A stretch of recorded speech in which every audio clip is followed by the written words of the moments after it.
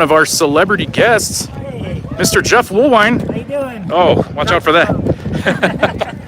Don't do that. How are you doing today? Doing great. Tell us about what you are doing here at the Paracon. Holy cow, we are doing the seance, the haunted seance experience, Saturday, tonight, Friday and Saturday, and then Sunday we are doing the UFO show, Sunday morning, the Phoenix Lights. We're going to talk about the Phoenix Lights, how they're connected with the Native American petroglyphs that's carved in Phoenix, Arizona.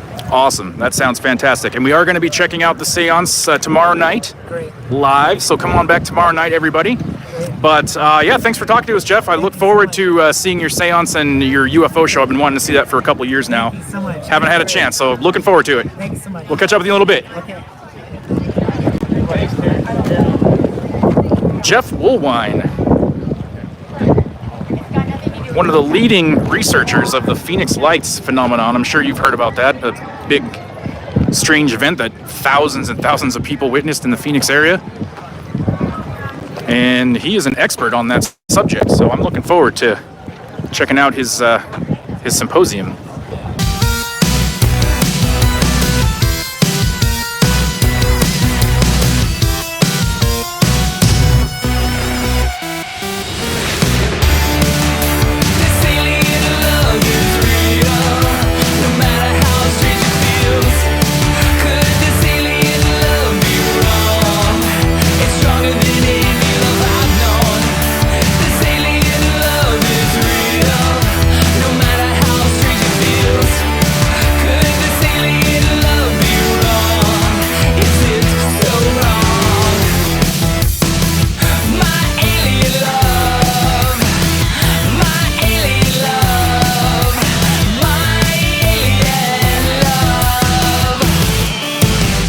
Welcome back to another Phoenix Lights, Petroglyphs in the Sky UFO show. How is everyone doing tonight? So glad you guys are here. We just got back from Tombstone, Arizona, where we just got done doing the UFO show live there at the Tombstone Wild West Paracon Part 2. You know, the UFO show was the first act on stage during the Paracon in Tombstone, the first annual Wild West Paracon. And Tombstone was gracious enough to have us back. And you know what? Thank you, Tombstone, for having us back, letting us do the UFO show there in Schleffelin Hall. It was great. I love doing the Paracons. I want to give a great thank you to Carissa and Bruce and everyone else that was involved in this Paracon. Thank you so much for having us back. Also, I want to give a great shout out, thank you, to the people who showed up to the UFO show. Thank you so much, man. You guys are awesome. You had some wonderful questions, and it was a great turnout. And I got to meet some of you who watch our channel. And it was, oh man, I loved meeting you guys. You guys are great. You had some wonderful questions, and I just want to say thank you for coming out. And you'll be pleased to know that all the ticket sales from the UFO show went back to Tombstone, and they're using it to get new drapes for Schleffelin Hall. Isn't that great? So thank you guys so much for coming out and being a part of the Phoenix Lights, Petroglyphs in the Sky UFO show live in Tombstone, Arizona. You guys are awesome. I can't say thank you enough. Without you, we wouldn't be here today. And another shout out I'd like to shout out, another person I'd like to thank is Eldon from the Paranormal Family channel on Roku. Make sure you guys subscribe to the Paranormal Family channel on Roku. If you guys are into paranormal, ghost hunting and things like that, this is a great show on Roku TV. Lots of other paranormal investigators there. They're all wonderful people. You're going to have a great time. The Paranormal Family channel on Roku. I think I got it all done that time. So, you know what? Without further ado, let's go ahead and take a look at the Phoenix Lights UFO show that was recorded at the Wild West Paracon in Tombstone, Arizona. Boy, my tongue is just wants to twist and tie and all kinds of stuff. So thank you guys again. Let's get started on the UFO show in Tombstone, Arizona.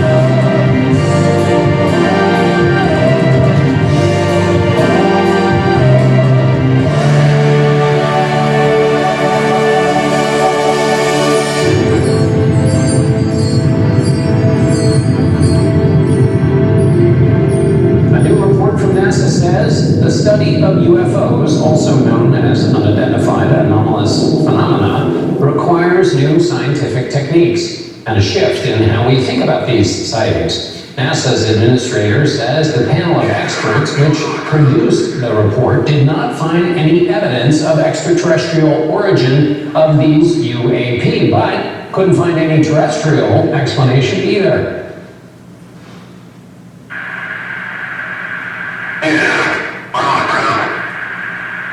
There's a whole fleet of them, look on the asset. My gosh.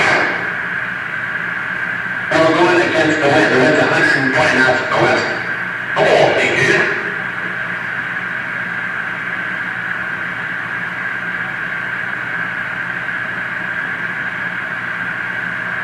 That's not how that's what is it? It's not. I don't know. Well, it's absolutely. It's rotating.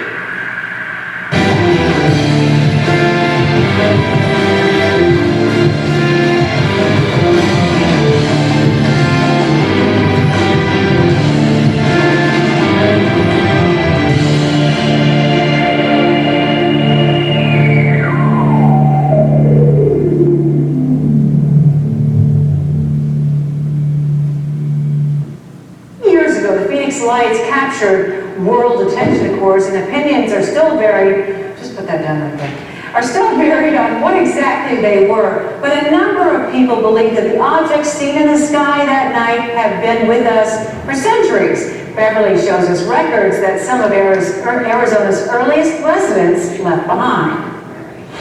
These UFOs are out here with a lot of fun. Perhaps no one spends as much time on cyber mysteries as Jeff WOOLWINE. But when these lights come on, it's like somebody with a switch on a wall.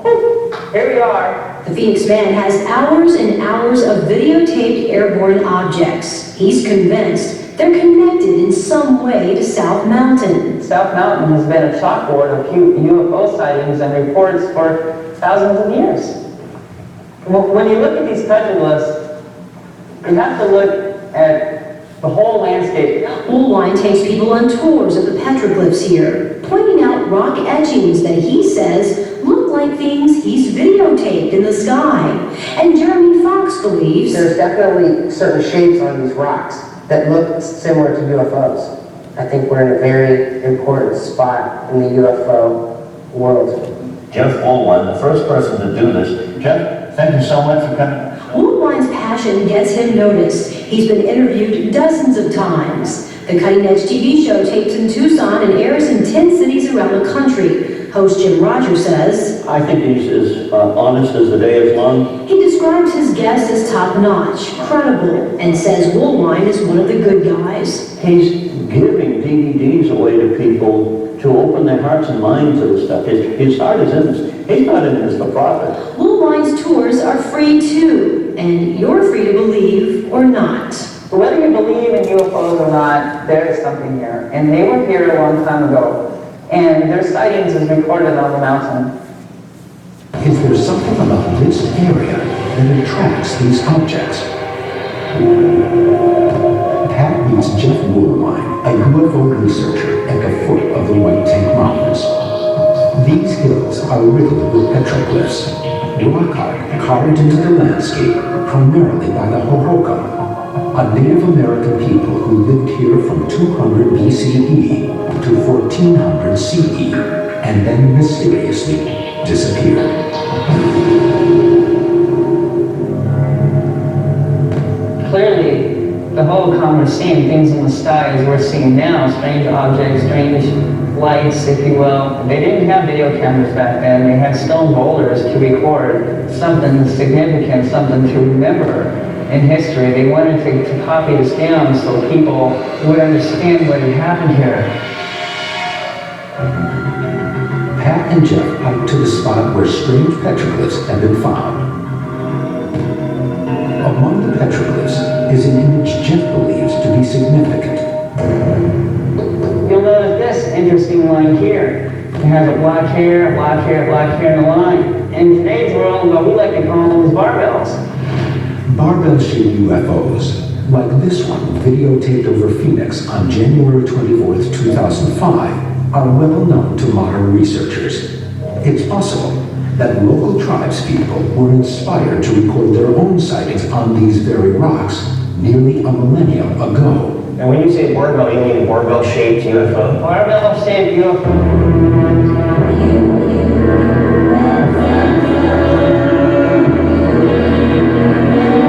It's the story I'm getting all over this mountain here.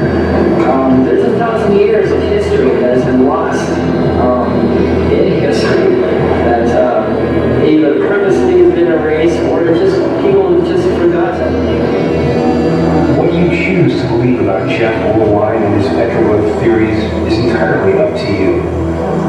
And whether he's a madman or a genius, I guess no one can say.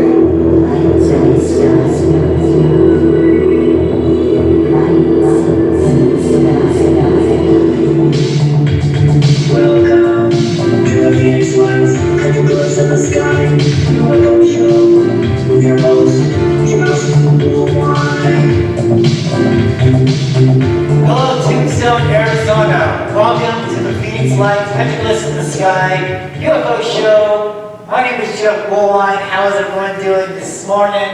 Thank you guys for getting up so early in the morning on this Sunday morning. Holy cow. We are here to talk about the Phoenix Lights, to talk about the history of the Phoenix Lights. Yes, there is a history, folks. I have a lot of information crammed in. It's only an hour and a half. So let's get right down to it. So I was born and raised in Phoenix, Arizona. I can remember seeing things in the sky since I was a kid. Playing catch football with my dad and being more in the sky or light. And I remember being in the 5th grade, I went to school and I was telling my friend, who just happened to be a little Native American boy, "Did you see those lights last night?" He goes, "Oh yeah, my grandfather says those lights live in the mountains," and he points on the west side of Phoenix, Arizona. You know, being a kid, you're just like, okay, cool. Growing up, you're seeing more and more and more of them. And you just want to get some answers for yourself. That's why I did this. Not for anything else, but for my own, trying to figure out, why am I seeing these things in the sky? I love history. I love archaeology. I've been an amateur archaeologist way before I started studying UFOs. I just love history. And so what I did is I found out, because we all know about the 1997 Phoenix Lights, March 13th. And I was following that case. And there were some other skywatchers out there. I was watching these other skywatchers because they were seeing lights too, after and before March 13th, 1997. And so in 2004,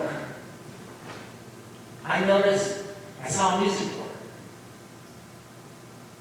And the lights seemed to be back. And so I knew that was the time. The lights are here, now's the time to go out there and hunt them. Because I wanted to go see them. I wanted to go find them. I knew they were real, they were here, they're back, let's go get them. And I believe nothing is coincidence. I believe everything happens for a reason. Just so happens that when I'm getting my cameras ready, getting ready to go, what do I see on TV? But a Native American who works at the Pueblo Indian Art Museum in downtown Phoenix, I see him on Chevrolet. And he's up there on South Plaza. And he's talking about the prehistoric rock art, the petroglyphs. And one person turns around and he says, well, that stick figure man looks like he's looking up at something in the sky above his head. And Dave, his name was, turned around and says, yes, that is part of the interpretations here, is that our ancestors saw and recorded things that they saw in the sky. Wait a minute, what did you really just say that? And this is 2004. So the Phoenix Lights happened in 1997. Now we're in 2004. No one's talking about the history of Phoenix. No one's talking about the Native American point of views of what these Phoenix Lights is. No one's talking about the rock art on the mountains. So this is way before UFO on our show. This is way before Ancient Aliens. This is way before Mysteries of Skinwalker Ranch. Well, those shows were just a thought or just an idea. I'm up on the mountain. I'm hunting these things down. I'm doing my studies. I'm doing my research. So I kept that information in the back of my head. I'm like, wait a minute, no one's talking about the Petroglyphs. Well, let's just sit on it for a minute. I got this guy's information. I know where he works at. Right now, I'm chasing the lights to back. So I remember this guy named Tom King. And actually, he was one of the ones that first saw and recorded the Phoenix Lights. We're going to see some of this footage tonight. And so he was videotaping these lights. And why do we have, so let's look at 1997, March 13th. So a big reported something flying over the city of Phoenix. And I tell you what, man, I'm an investigator. We have to go on credibility. We have to go on facts. We can't go on here and say, it's fine. We have to go on evidence. And what do we have, really? We have 4 videos of lights on the west side of Phoenix, on the west side of South Mountain. That's it. 4 videos. Tom King is one of them. So my point is, and he's a skywatcher, he was ready. Why? Because he was seeing lights weeks and days before March 13, 1997. So he was ready. If anything was going to fly over the city of Phoenix, boom, well, I tell you what, he would have been the first one to see and film that. So my point is, we have to go on what is credible, what we know for a fact, and that's what we're going to talk about tonight.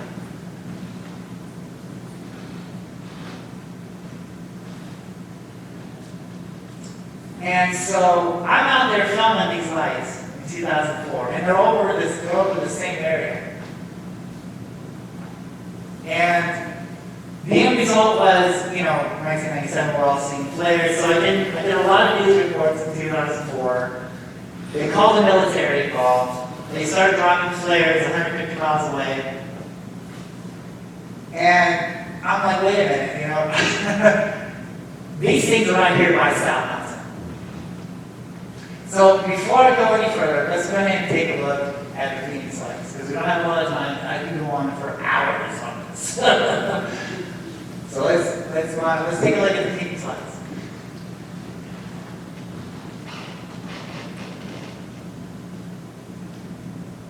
This is the most famous sighting here. This is South Mountain here. Back here is the Australia Mountains. I'm going to show this here in a minute. And it just so happens that South Mountain has the exact same type of rock formation carved on South Mountain as we see in 1997.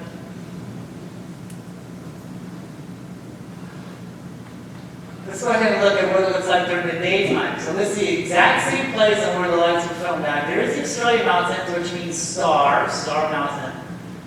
Here's South Mountain. And when we combine them, we can see that the lights are not over Australia, but right there in the valley. Are they moving? No. They're stationary. Let's get a closer look. Let's look at Tom King. Now, Tom King, this is a video that hasn't been seen a lot. And Tom King is right there. So let's take a look at what Tom King filmed. They're lined up in a pattern, man. There's geometry behind this. I can't even. I never even look at that. Man, this is. Let's see. Oh, there's 3 of them lined up. No, Bill. No, over here there's 4. Yeah. Over the top right now. I don't know, but I got it on tape. What does it look like, Bill? They look like. What do they look like? Like a sphere? Yeah, they're spears now. Yeah, they just transformed into circles right now, right as you were talking. So here's the lights that I started filming in 2004. Let's take a brief look at this. So the end result is we're all seeing flares. Well, flares don't act like this. There's no smoke, there's no fire. They're in perfect formation. Look at that. And this is on the east side of South Mountain. 1997 Phoenix lights happened on the west. I'm catching them over here on the east. Why do I choose the east? Because Tom King was over here in the east years before filming. So I knew that the east side was a hot spot for these Phoenix lights. So I kind of went on a hunch and moved to Mesa, Arizona, outside of Phoenix.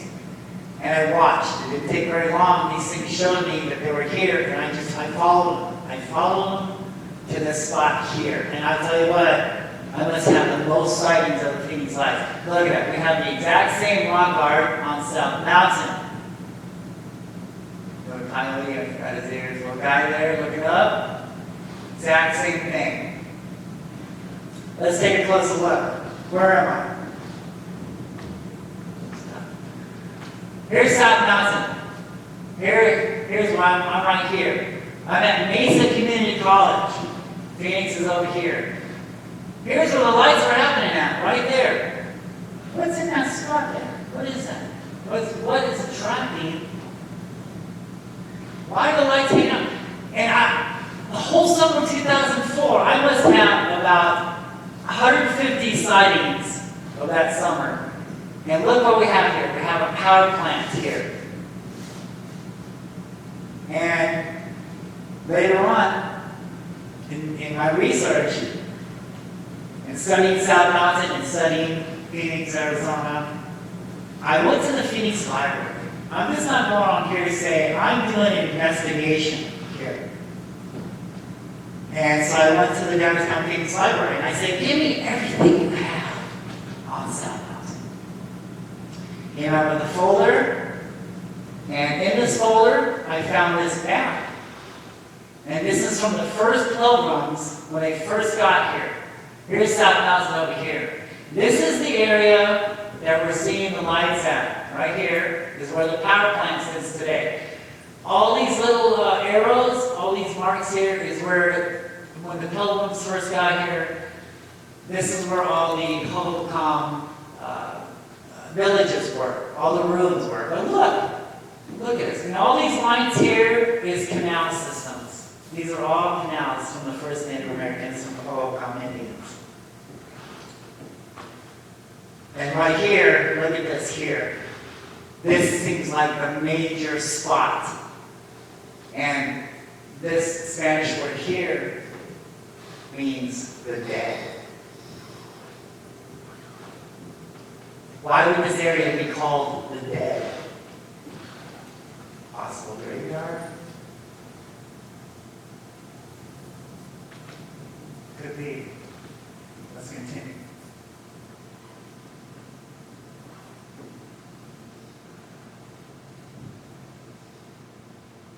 Hohokam Indians and the cover-up history of Phoenix, Arizona. So, you know what? For like a whole year, all right, so I'm out there on South Mountain, I'm hiking the mountain. They're telling me I'm seeing flares. I'm like, no way, these things are right here in the valley. no smoke. But in my investigations, I learned that these things like mountains. And as a matter of fact, I followed these lights, okay? And where were they going? They were going towards South Mountain. So I followed them, man. And I sat there the whole summer 2004 and I saw them. And then they're telling me I'm seeing flares. I'm like, at the end of 2004, I'm like, you know what? Let's move to South Mountain. On a hunch. Let's just go there and see. Maybe we get some day shots. Because in my investigations, mountains seem to be the source, the heart of where to see UFO activity at. So I moved there in 2005. And so not only to get a better look, but to hike South Mountain and find out exactly what is there. And, you know, a whole year, I'm finding a lot of evidence. And like I said before, I love history, I love archaeology. I mean, I can spot something man-made a mile away. I know when something is not natural, something is not normal. So I'm finding all this stuff. I'm finding evidence of not only the Hohokam rock art, but also the Mayans and the Aztec. And of course, I'm studying the archaeologist's book. I got his book. I'm reading his stuff. And I'm finding all this stuff out there that it's not adding up. They tell you to stay on the trails. Well, you know why? Because when you go off the trails, that's where the clues are. That's where the information is. And I soon learned that there was a cover-up of history. So the archaeologist wants us to believe that the Hohokam Indians, and let's study Hohokam. What is Hohokam? Hohokam were first Native Americans who settled in the Valley of the Sun. The Pima Indians considered themselves ancestors to the Hohokam. Matter of fact, they named the Pimas. They named the Hohokam. Because the people who were gone, people who were missing, because we don't know what happened to these people. They were here for 1,000 years, masters of the canal system, and then all of a sudden they disappeared. Archaeologists want us to believe that they simply migrated somewhere else because they got too hot. Well, that's the case. Where did they go? There's no evidence on any place on where these people went. They were here for 1,000 years, gone. Were they here? They say gone.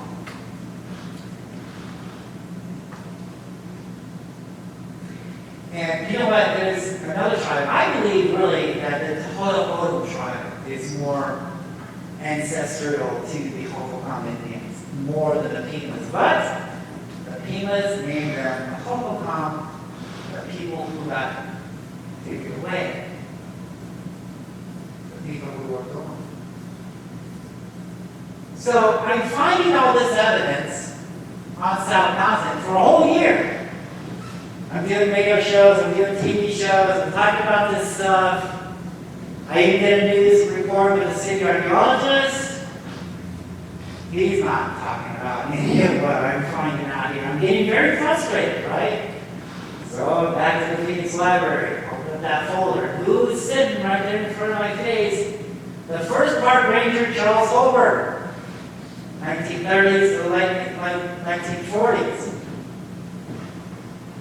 And what is he doing? He wrote this article on how he's talking about the Mayans were here with the Hohokam Indians.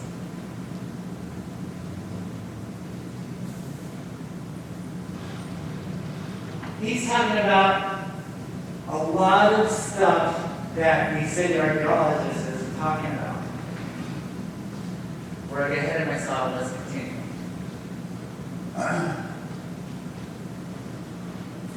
So we know that the Hohokam Indians saw things in the sky. This is a perfect example.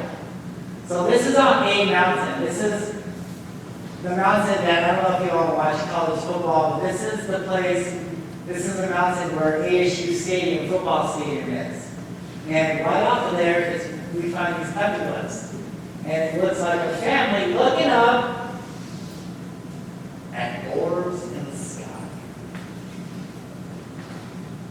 So we have strange lights in the sky, we have strange things in the sky. Now we have strange markings of the exact same thing that we're seeing today. And these were carved over 1,000 years ago. And no one is putting this together yet. We're in 2005, 97, happened March 13th. Now we're in 2005, and no one's talking about the Petroglyphs. No one's looking into it.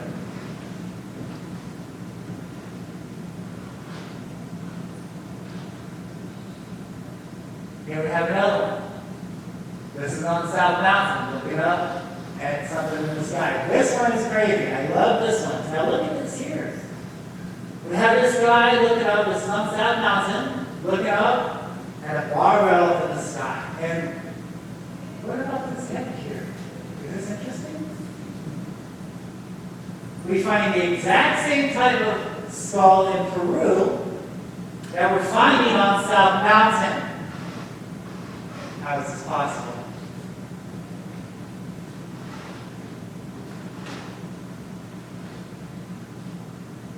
Where did the Hohokam Indians go? Well, archaeologists.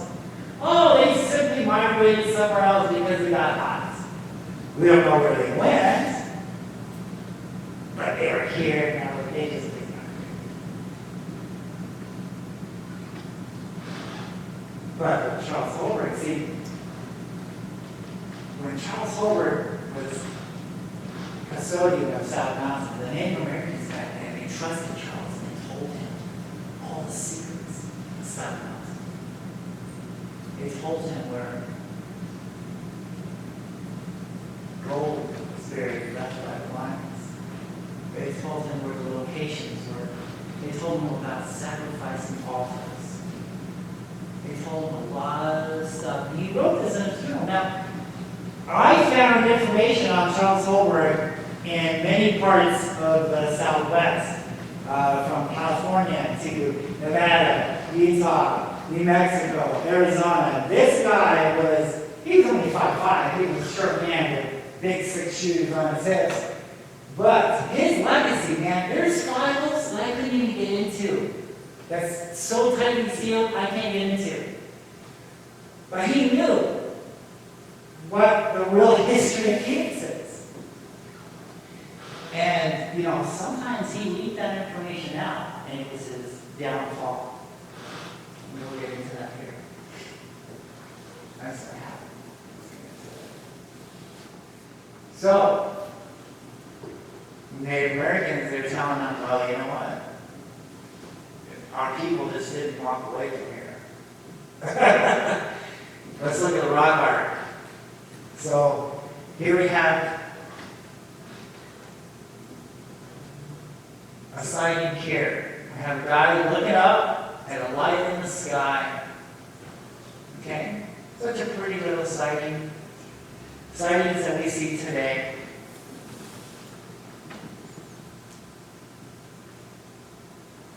But what's happening? What is going on now? Something is coming down from this light. Something is picking this guy up. What is going on here?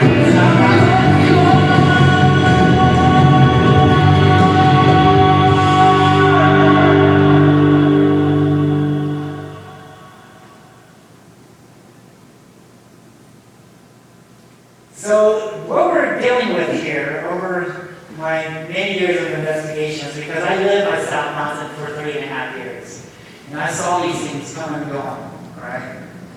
And I was on the same trail as everyone else. Spaceships, technology, aliens, men from Mars. Wow, cool, this is great, this is a miracle. I'm going down that path, but you know what? We have to go on evidence. We can't go on hearsay. We have to go on proof. This is where the credibility lies at. Because we can't go up and start saying, well, spaceships, aliens, blah, blah. Don't get me wrong. I have seen some things in the sky that could resemble a craft. I'm open to that. But I think what the majority of the people are seeing today is something different. And you know, when I first discovered this in 2005, everyone's laughing at me, blah, blah, blah. Dude, you don't know what you're talking about. I'm like, look at the evidence here. Look at this. These things are alive. These things are living creatures. These things are living entities. Because they were flying right over my apartment. I lived about a mile and a half away from South Mountain on the east side. These things would come down on South Mountain, a little bit later they would leave, and they were shape-shifting, they're changing shape, man. This is not technology, I'm learning. I'm seeing something here that is not resembling spaceships, it's not resembling crafts. So before what Charles Holbrook did, remember I told you that Charles Holbrook was telling people about, you know, some of the stuff that Native Americans were telling him. And so he started talking about some of the tombs, some of the gold tombs left on South Mountain. He writes in his journals that's still in the library today in a folder in the government department. You have to get an ID to see this information, but it's there. He writes that the Mayans and the Hohokam left gold on South Mountain. He says before they left, the gold was as round as the sun and as tall as the tallest saguaro cactus. There's a lot of gold buried on South Mountain. And you know, as I'm going around, I'm finding all this evidence, man. I'm finding tombs. I'm finding evidence of stuff that is just not normal from what we have been taught in schools by the archaeologists. Everything that I'm seeing out there is not adding up. Let's take a look at it. Let's look at it for an example. So here on South Mountain, we find this hill here. That's Phoenix. We're on South Mountain, that's Phoenix. We find this pyramid type hill there. We see a little white thing here. Look at this. In front of the pyramid, we find this white circle there. Someone has documented it. This is from the satellites. This is from Google Earth. We can still see that. And we can see what looks like a hallway. So the pyramid's here. We're on the ground now. And we see what looks to be a hallway leading up into this pyramid hill. In front, before we go into the hallway, in front of this, what do we see? We see a stone here in front of the hallway with Roman numerals on it. Someone has came around and documented way before, I believe, the pioneers got here, way before the first settlers came back to Phoenix after the Hohokam left, taken away, gone. Because this isn't Hohokam. You know, I'm doing lectures too, and a lot of people, I'm talking to a lot of people now, and they're like, dude, there's Roman numerals over there, there's Roman numerals over there. So someone has documented all these places on where these tombs are. Let's continue. So much history and evidence. So as we walk and continue to go through the hill, or the hallway, excuse me, we find this rock art here on our left. And normally, when we see a depiction of arms coming down, that is a symbol for death. Here we have the arms in the appeasement pose. And now we have arms coming down, meaning death. As we look a little bit higher on the wall here on this hallway leading to this pyramid tomb, we find another one. This one's laying down there. Okay? Arms coming down. Symbol for death. So we know something's buried there, right? Now this is interesting. So a little bit higher up on the on the wall here, coming closer to the pyramid in the hallway, we find this symbol here. Now this is interesting. This is Mayan. This is a symbol for the Quetzalcoatl guy, the headed serpent from Mexico. Right? These are symbols of the Quetzalcoatl, the famous headed serpent. As we continue up into the hallway, something is blocking our path here. Look at this stone. All this is all debris. All this stuff here is debris. Now, when we come up on top, the hallway's here now. Here's the circle. We can see this area here. All this rock here has been broken up and pushed over. Look at this.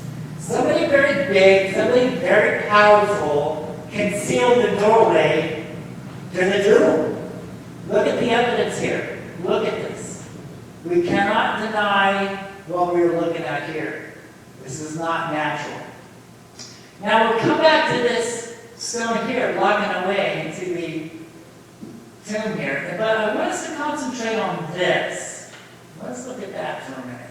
You see the way that's shaped? See the way that's cut? When we come up on top, we see the exact same type of formation here. So it's safely to say that this stone here on the bottom was once here up on top. Somebody very big, very powerful picked this stone up and threw it here. Now we're looking at dead on. How do we know it was thrown there? How do we know? Because of the scratches. Look at this. You see the scratch marks leading down? Boom, boom, boom, bounced off the rock, slide, slide, stop. It's been sitting there for over 1,000 years. Look at the evidence here. We cannot deny the evidence. There is something there. And not far away from this tomb, about 100 feet away, we find these slabs of stone. And they're altars. And we can see some type of design still left here. This is oriented towards the east. They have always been here. So, when you talk to the Native Americans, they tell you, look, we come up on the mountains, we talk to the spirits. Well, they're talking to the Phoenix Lights. They're talking to these things in the sky. They have always been here. I'm going to tell you a secret. I learned over many, many, many years of investigations, crossing my T's, dotting my I's, because look at this. So I'm going down the road, technology, spaceship, blah, blah, men from Mars, which is cool, I'm hoping. But the evidence is taking me down a different path. And I'm sorry, I have to go where the credibility lies at. I have to go what history is telling us. What is history telling us?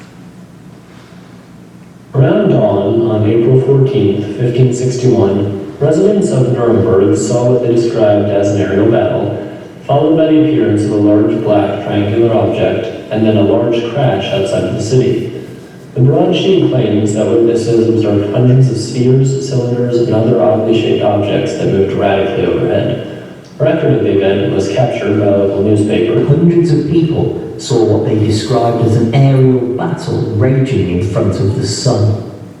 The spectacle was recorded by the artist Hans Glaser, who lived in Nuremberg and so presumably witnessed the event himself.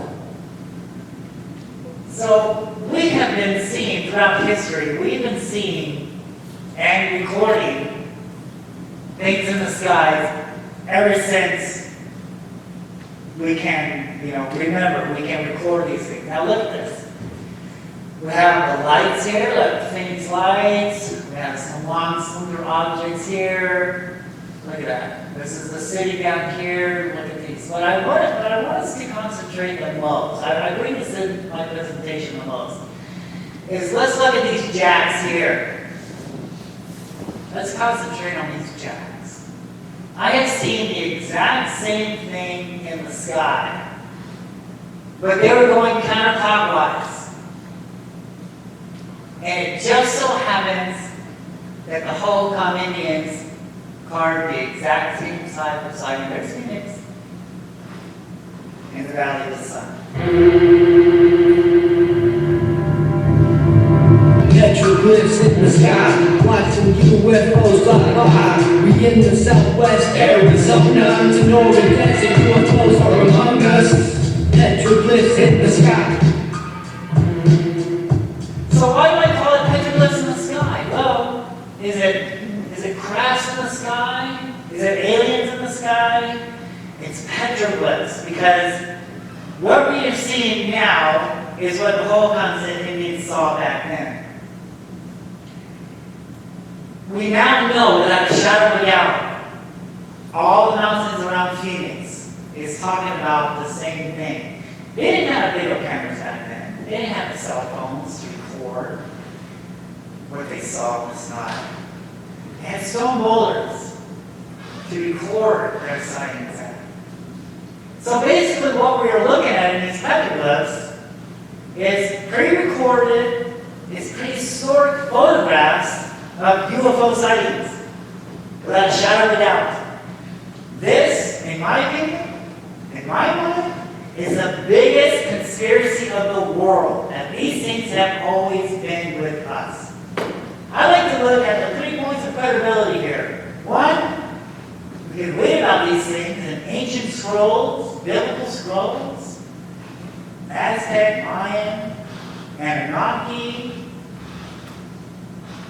and now we can take that information, we can read about it, now we go on some of these sacred mountains, and we can see the exact same thing on what these scrolls are talking about, carved on the mountains, on these holy mountains, these sacred mountains. You know, the Americans, they're telling us, look, dude, you can't be doing stuff, man. You can't be doing this to the mountains.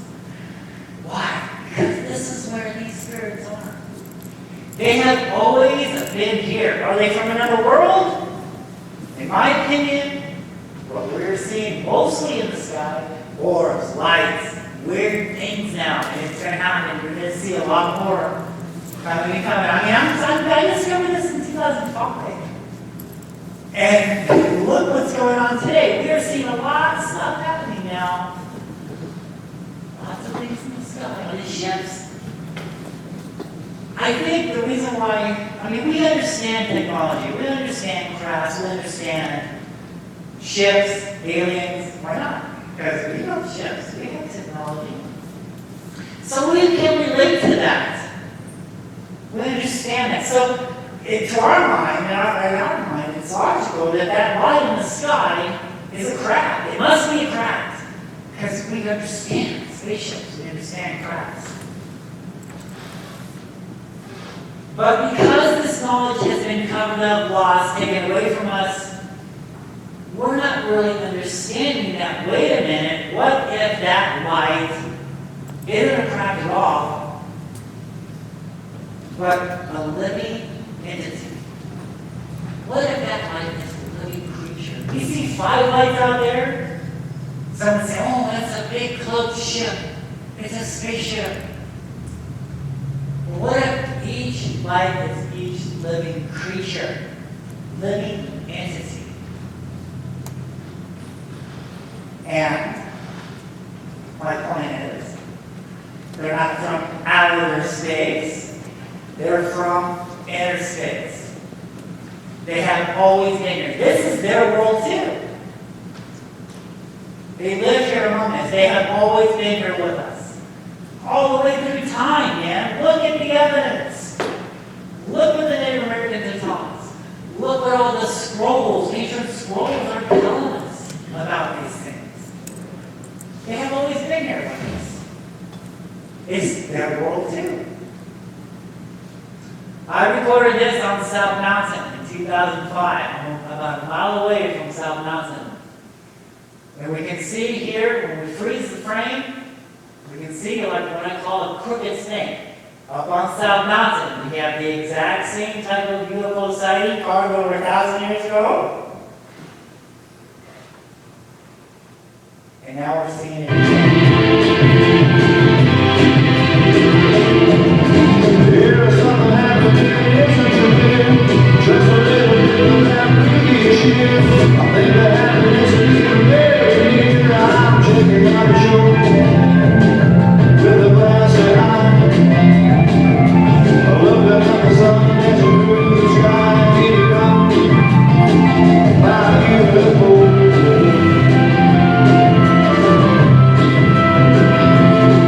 Here it comes, my beautiful.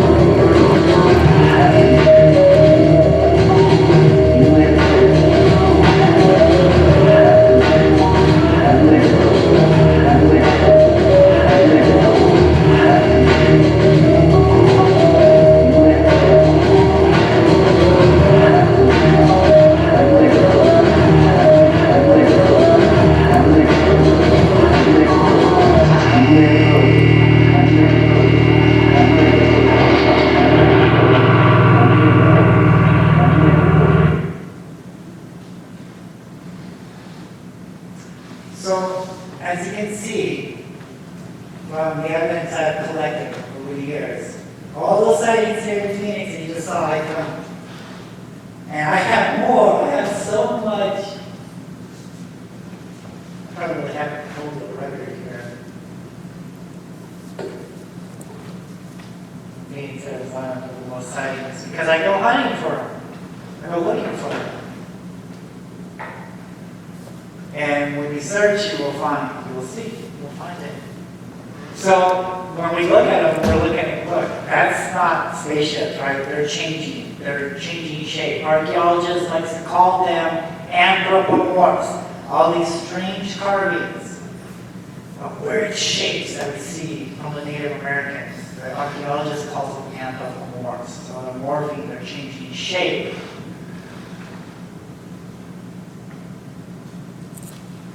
Shapeshifters. This I love. Let's take a look at this. holy cow. This was filmed in Colorado. Look how this thing is moving. This is not a crap. This is not technology. This thing is clearly alive. And it's scary stuff. This is the reason why they're not telling you about this, because this is what's really here. And it's very frightening stuff. It's scary stuff. And a lot of people isn't going to be able to accept this. They accept spaceship crafts, aliens, of course. We understand that. But when it comes to something like this is scary, and we have to understand their past. This is my favorite part. Look at how the tail moves with the head. Oh, I love that sighting. That is just crazy. This is real. This is what we are dealing with here in our world. And like I said, they've always been here. More and more is coming out as years progress. Love that sighting. That's crazy. This is just the beginning. Just the beginning. As we see that they're shape-shifting. So all these lights that we see now, and orbs, I've seen it. You will too. You're going to see this. These orbs, these lights, they're going to change. They're going to anthropomorph, okay? They like to mimic humans. They mimic animals. They shape-shift, they change. The Native Americans, they've been telling us all these years. They've documented this. Look at this, Utah. They would have a star, carving of a star, but look what's going on now. He's starting to grow arms and stuff. He's anthropomorphing, he's changing. He's changing. And now, look at him now. He's anthropomorphing, shape-shifting into the likeness of a man. This is just the beginning that we're seeing in the skies today. Here on South Mountain, let's look at this. So a lot of people are looking at some of these rock art, okay, and there's a lot of lizard men, theories, myths, legends of lizard men. As a matter of fact, you know, one of the stories here that I learned from a Native American who was teaching me the rock art. Because this just isn't my story. I am not making any of this up. All this information has always been with us. This is not my interpretation. This is not my theory. I'm going on facts. Okay, I'm going down the road here. This is where the information is taking me. And so a lot of them are saying, you know, the lizard. So the Native American, Dave, he says when the first Native Americans moved to this valley, they didn't know how to live. They didn't know how to survive. So the spirits of the earth and sky came up from the ground, down from the heaven, and they anthropomorphed, they shapeshift to look like everyone else. And they taught these Indians, these Native Americans, how to survive. And in return, they worship these things as gods. And so a lot of archaeologists, a lot of historians, a lot of theories say that this circle in this what looks like a stick figure man is him halfway in our world, halfway in the spirit world. What if he's really anthropomorphing? What if that orb, that circle in his belly there is actually an orb, and he's anthropomorphing, he's shape-shifting into the likeness of a man. He's changing, he's morphing. And then we have a guy down here and he's dancing. He's happy because his spirit has came to see him in the sky. Spirals. So spirals are symbols for doorways. Now, there are some spirals that are symbols for water, but when it comes to these holy mountains, so some mountains have rock art, okay? They're not really considered holy, okay? So they're talking about ceremonies. They're talking about changing of the seasons, okay? But these holy mountains, these sacred mountains with spirals on them and anthropomorphs, that is the source. That is the sacred mountain. That is the place where to see these beings at. Spirals. They are symbols for doorways into the underworld. So when Dave was explaining to me about the spirals, he was saying that when a spiral is going clockwise, it's a doorway in. It's a doorway into the underworld. When a spiral is going counterclockwise, it's a doorway out. That means, and he said this, there's a vortex in the sky. I said, what? A vortex? Yeah, a vortex in the sky. And when we notice here, the spiral is ending down in this crack.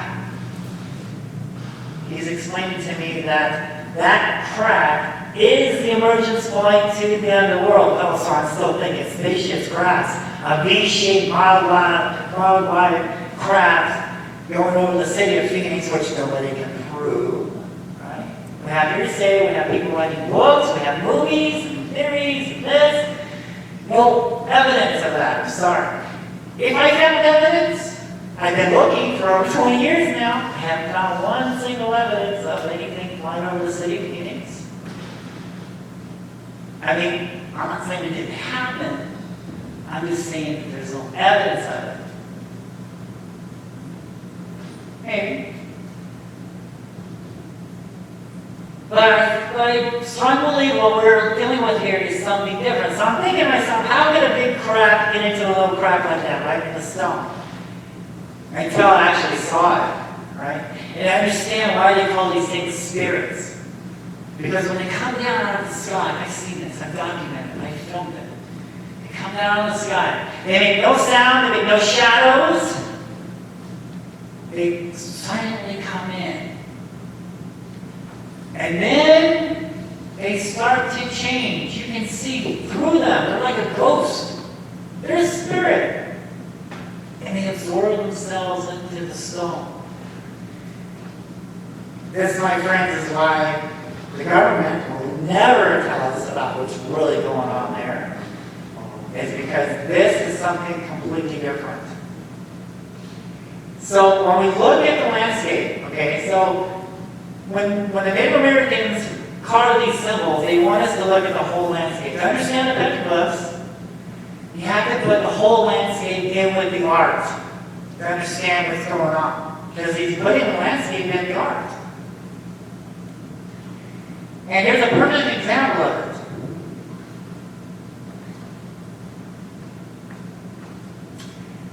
There's the crack. I'm talking about the doorway there. There's a crack there for the doorway. But look at this here. Look at this here. Okay? Now let's take a look at the background mountains here. Alright? And now let's look at this. It's the exact same type of formation. He's telling us this is the holy land. That's the holy mountain there. Now look at this. This is on South Mountain. We have a spiral. There's a perfect example of what we're talking about. Counterclockwise, coming out. Ending down. This is high up on the rocks. I had to climb high up to get this photograph. This is high up in the sky. High up on the rock. I had to climb up to get this. There's like a crack down here. We have this like lizard guy over here. And we have another lizard, and we have another neck here. But look here in the middle. Let's take a look at the middle here. See, you can see like a ghost. It's like a little, it's a shadow figure of this guy here. So what he's telling us is this lizard came out of this spiral. First he looked like a ghost, and now he came, as he progressed out of the spiral, he became more solid. It's exactly what we're dealing with. Now we're talking about spirals. We're back to this panel, but look over here. We have these spirals here on this crack. We have a spiral clockwise going into the rock, and then we have a spiral going clockwise into the rock. So this crack is the emergence point for the doorway in and the doorway out.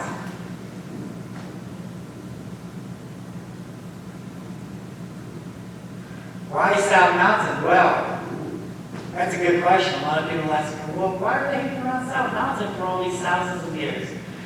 Well, okay, so I'm filming the lights in 2004, 1997, lights happened over here. Matter of fact, I filmed this in 2010. The lights are still continuing to this day. It's hanging around South Mountain. You know, March 13th, 1997, that's nothing. Okay? These lights have been visiting this mountain for thousands of years. Why? Well, how was this mountain created? How were the mountains around the Valley of the Sun created? By fault lines. Fault lines. Energy. These beings are attracted to the energy, to the ley lines, some would say, on this location.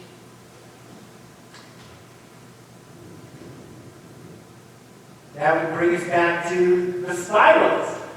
So, the Native Americans say they're going down into the underworld. But on a scientific analysis, they're going down into that energy spot. They're going down into that fault line. They're going down into that energy.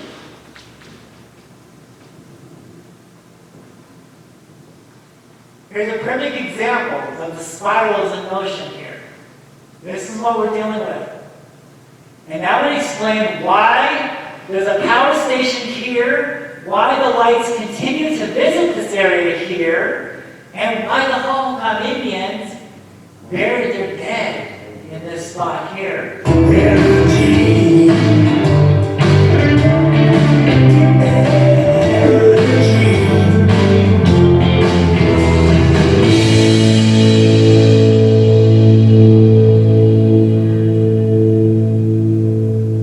So I learned that there's spirals on about 60% of the petroglyphs on South Mountain. There's a lot of spirals carved, a lot of doorways. South Mountain is, on the east side, is older than the west side.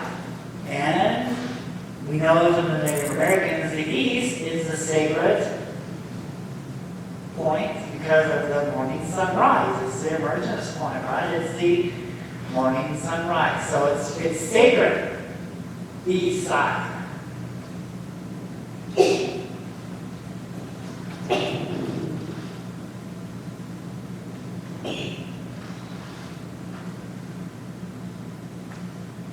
Seeing the energy. Holy cow. Hang on to your hats, folks. So I filmed this creature in 2005. I'm by South Mountain and made this video you're about to see, made video of the day on this channel. Oh, by the way, all my stuff, before it aired on TV, before it aired on cable shows, before it aired, they verified that I'm not faking this stuff, okay? They've been video analyzing my stuff for years now, okay? Because it's you know, even when I was doing the UFO Hunter show, so I did the pilots in 2005. So my information, I mean, it was cool. I made the news in 2004 with the light. And now in 2005, I'm talking about the rock art. No one has done this before. No one has successfully connected the rock art to the things in the sky. No one's ever done that before. We think, right, up until that point, we think that the Native Americans saw things in the sky. We think this. But now, without a shadow of a doubt, we know now that these symbols, that these things that we see, is prehistoric UFO sightings. And so now, so the word gets around, and so Pat Buster, now, one of the co-hosts for the UFO Hunter Show on History Channel, back then, the UFO Hunter Show was originally called UFO Road Trip. And he was doing the pilot, and he saw my theories and stuff about South Mountain and the Phoenix Lights. He called me up, got a hold of me. I did a pilot for the UFO show from the Ancient Aliens TV series. And then later in 2007, when the show finally aired on the History Channel, they came back to do a full episode. That's what you saw earlier with us up on the White Tank Mountains. So my point is, it was all new back then. And so they're saying, well, it's just personal interpretation of rock art. It's just his idea. But later on, man, years go by, people are calling me and writing me, dude, I saw a flying snake in the sky. I saw an anthropomorph in the sky, So it's catching up. Now we're talking about energy. So look at this thing here. We're going to see something incredible that's never been seen before. This creature flew at me coming east.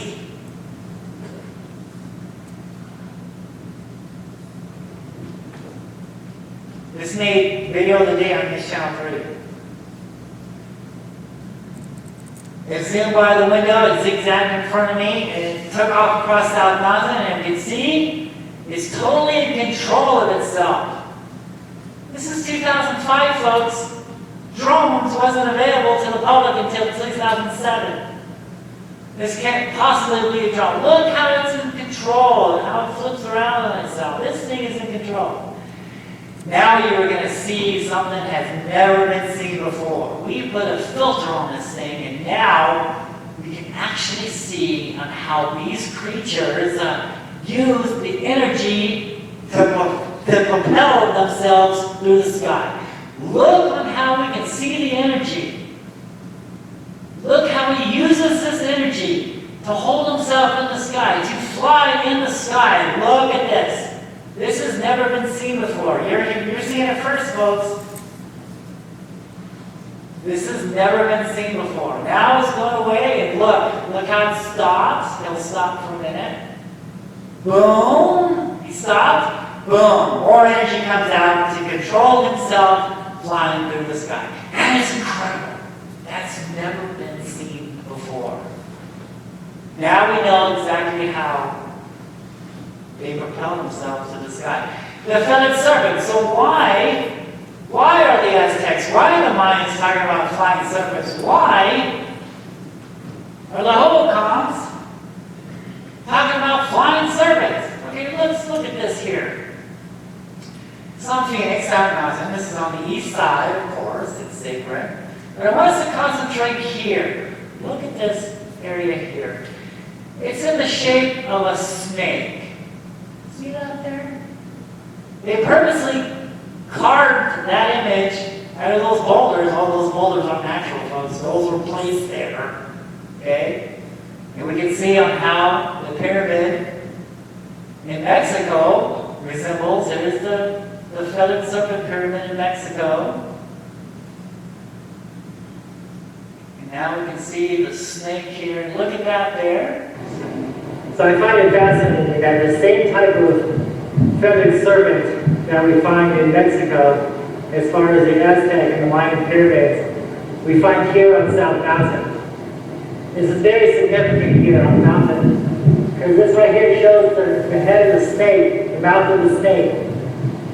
And he's eating this boulder, the exact same type of stuff that we find in Mexico. We're finding here in Phoenix, Arizona on South Mountain. And so let's take a look, because the artist wants us to look at the whole landscape. Remember? We have to look at the whole landscape here. And when we do, we notice, look at the background here. Look at that hill. You see this hill? It resembles some of the pyramids that we find in Mexico. See that there? The feathered serpent. The exact same type of things we see in Mexico. Down the trail of the snake.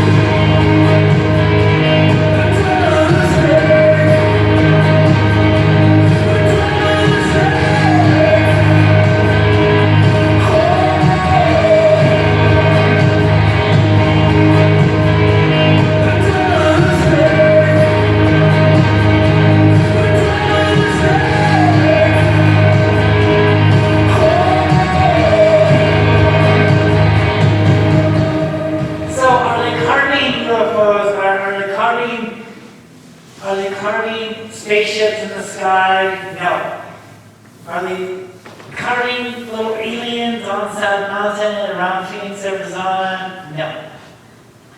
They're carving something different. They're carving flying serpents. I've been all over Phoenix. I've climbed all the mountains. My knees are testimonial. I have bad knees because for the last 15 years when I was doing this research, I have been doing a lot of hiking, a lot of documentation. I'm looking for evidence. And what do I see? Do I see spaceships? I don't see crafts. I see feathered serpents. This is on South Mountain. So this is high up. This is high in this is high up. So I had to climb high up to see this. So this is the reason why. So we have to put the landscape in with the art. So the artist is talented. He carved it high in the sky because he wants you to look in the sky. Because he saw this in the sky. This is how we understand some of the rock art. When we see glyphs high up on the rocks up there, because they're telling us it's a pre-stored photograph of what he saw in the area of where he saw it at. So we see petroglyphs here, but we don't see any petroglyphs over there because nothing happened over there. It happened over here. We don't see petroglyphs over there, we see petroglyphs here. Because this is a prehistoric testimony, a written carving record photograph of what happened here. This is why we're not supposed to move the rock art. When you see the rock, leave it there. Because they're telling us, they've documented everything for us. The only thing we have to do now is understand. And when you do, when you open your mind to this, and you understand what they're telling us here, it all makes sense. Everything falls into place.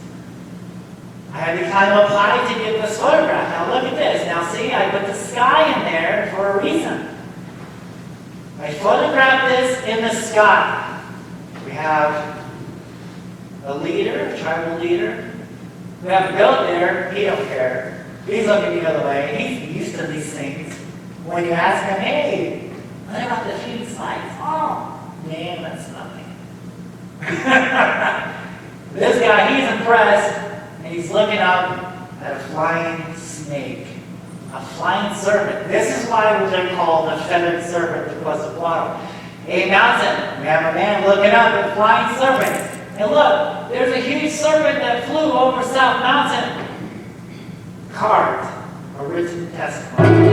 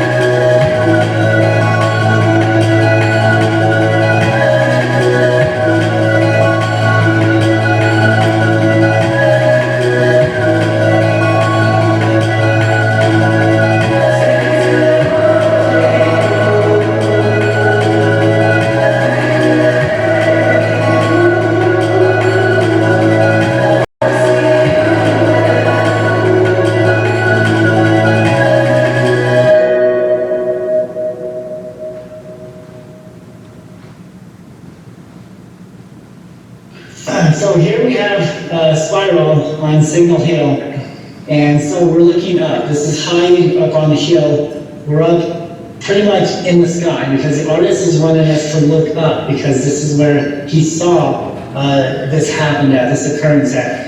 And so they didn't have video cameras, they didn't have anything else to record, so they did it on special places on where the event took place at. So here we have a spiral. It's a doorway going out, okay, and it's ending up. So the vortex, the doorway, the emergence point is in the sky here. Now, we have this serpent coming out of this spiral. Those of you that have been following me all these 20 years or so know I've shown many, many serpents in the sky coming and going from South Mountain. This is a perfect example of what the art is trying to tell us here. The artist is telling us that this serpent came out of this doorway here. Now, we have, when we look higher up, he wants us to look higher in the sky. We have what looks like a lizard man, okay? But in reality, what the artist is trying to tell us is, this is an orb here. His head is an orb, his body is an orb, and his tail is an orb. And what is going on here is they're connected together in a line, and they're making these shapes. So it looks like he's mimicking, they are mimicking what looks like a human figure in the sky. Because that's what these things like to do. They like to shape shift. The Native Americans have been telling us forever that these things, they shape shift. And that's exactly what this being is doing. He's shape shifting into the likeness of a man. We have 3 orbs, and he's looking like this. This mount here is on Holbert Trail. So after, Holbert died, they dedicated a trail to him. They buried all his information, right? Because, like, his son, because he was telling people about some of the gold that was buried on South Mountain. So there were gold seekers coming up on South Mountain digging up the gold. And after Charles Holbert passed away, his son wrote a book on his father, and he was telling how he witnessed his father chasing people away from the gold, chasing people away. And so there was one information where the Spanish conquistadors, so the archaeologists won't even admit that the Spanish came this far. And Charles Holbert writes in his journals, he calls it the lost city of Cibola, this lost city of gold. Right? Because he believed, and I believe, there's some told evidence out there, that the gold seekers, the Spanish conquistadors, were here in the Valley of Sun looking for the gold. And so there was legends here of 4 crosses, right, up on South Mountain. Huge 4 crosses. Well, one day, Charles Holbert was up on a hill, and he looked down, and he saw these massive crosses. And he says, it must have taken a mighty army to construct those crosses. Well, he kept that a secret for about a year, until the city of Phoenix came out with a new map, and they put that hill on the map. And so he let the information know that there was crosses on that hill. Well, what happened? Gold seekers went up there, they destroyed the crosses looking for the gold, nothing happened. So that was my point on how Charles Holbert, he tried to tell people what was there, the real history of Phoenix, but in the end, it was kind of ruining everything. It was kind of ruining the landscape. It's changing history, it's changing the way we think about Phoenix, Arizona. And so after his death, they buried all that information. And so they dedicated a trail to him, and they dedicated his lookout point. So on the Holbert Trail, the first thing I noticed was, of course, the flying serpent here, the flying guy. Look at that. See that? This is a written testimony. This is a prehistoric photograph of what happened on South Mountain. Down here we have a guy. We don't have time to go into this guy, but he's shooting. Now, well, it's like a flying man, half serpent in the sky. We have these guys here holding a spiral. More over here holding like a flute. We come over here, we have, so they went to war with these things in the sky. We have coyotes, we have orbs, we have more serpents in the sky. This is a prehistoric photograph of what happened in this area of South Mountain. Well, how come there's, a lot of people are saying, well, how come we only have art? How come there's not a written language? Well, my friends, that explanation goes way back to when the giants were here. And yes, we find evidence of giants on South Mountain in the heart of Phoenix, Arizona. As we showed earlier on the tomb, somebody very big, very powerful, moved those rocks, and now we see prehistoric photographs of giants.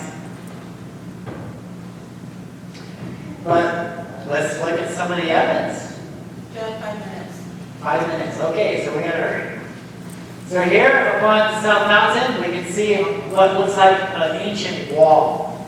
Okay, there's a rock art. Now I'm pointing at how these blocks were placed here.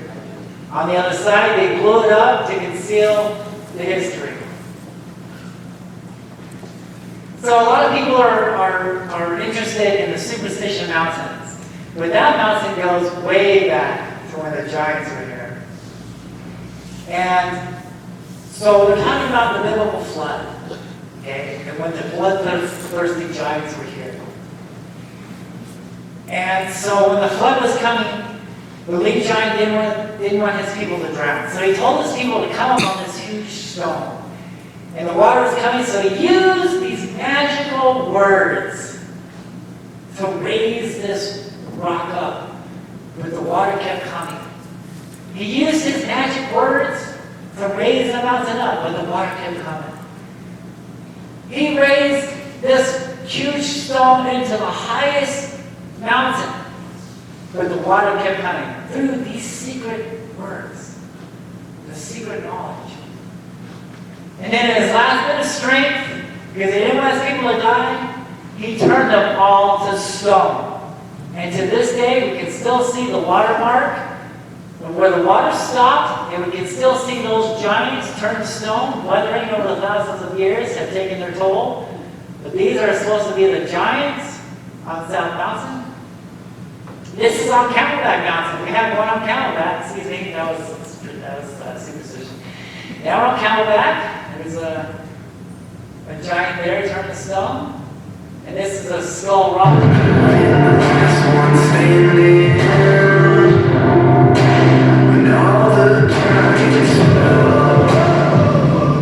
So the Native Americans tell us that we're in many worlds. And so the first, second, and third world, and each time these beings were here to help or mislead mankind. And so the next world, after the giants and after the secret words, the holy people took the secret language away from the Native Americans. Because now, like I said, they're moving mountains. They're doing stuff they're not supposed to be doing.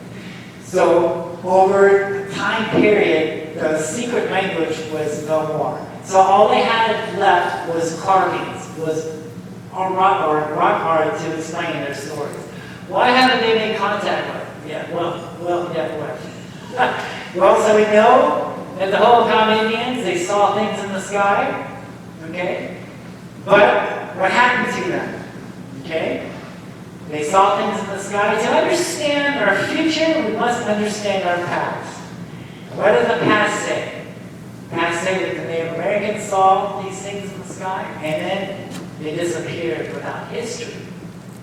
This is why the United States government isn't going to tell you about these things because of its past, because of its history. Okay, because they had something to do with the Hohokam disappearance. So much information here, so much more to get into. And in conclusion, I want you to take a look at my books. The theme slides cover up history of Phoenix, Arizona, and landscapes of the spirits. True stories, myths, legends of the UFOs of Phoenix. Find it on Amazon and Kindle. And thank you guys so much. We've had a great audience, and there's just so much more.